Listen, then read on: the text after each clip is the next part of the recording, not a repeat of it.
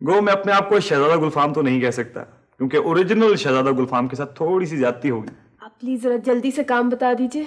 काम? आप भूल गई भाई, वो तो स्कीम भी मुकम्मल हो गई। कौन सी स्कीम? वो बच्चों के वार्ड को डेकोरेट करने की।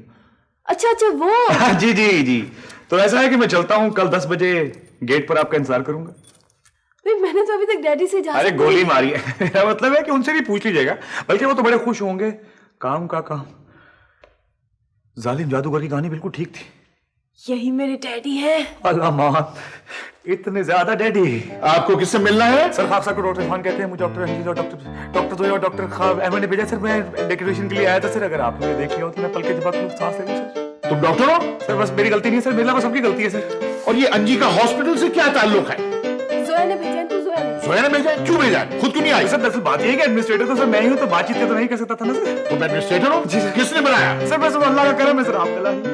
No no no. क्यों नहीं? इसलिए कि नंबर 1 तो मुझे एडमिनिस्ट्रेटर नहीं लगते, और नंबर 2 तो मुझे डॉक्टर नहीं लगते। सर तो मैं क्या लगता हूँ आप बता दीजिए। That's besides the point.